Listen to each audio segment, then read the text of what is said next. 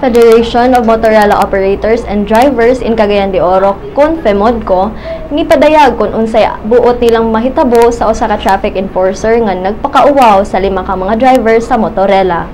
Sigon ni Paul Sempron, presidente sa FEMODCO, nga si traffic enforcer Raymond Bustamante angay malagpot sa iyang posisyon isip opisyal sa Roads and Traffic Administration kon RTA. Apelasab ni Sempron nga ang City Council maoy angay mo imbestiga sa panghitabo ug dili ang administrasyon sa RTA. Ang mga reklamo ni Sempron tali sa daw pagpakauwaw ni traffic enforcer Bustamante sa 5 ka mga driver sa motorela.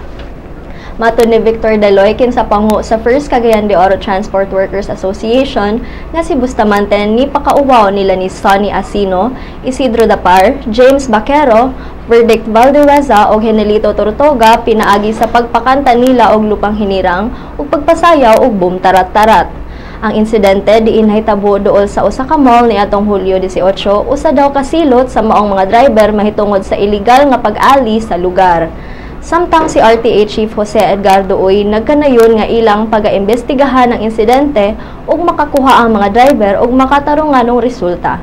Sigon ni Uy nga dili gyud sakto ang gibuhat sa RTA officer kay anaaman daw mga tarong nga pamaagi sama sa pagtiket sa drivers apan giklaro pud niya nga angay nga mosunod gyud ang mga driver sa traffic rules sama sa pag-ila kung asa ang saktong loading ug unloading zones.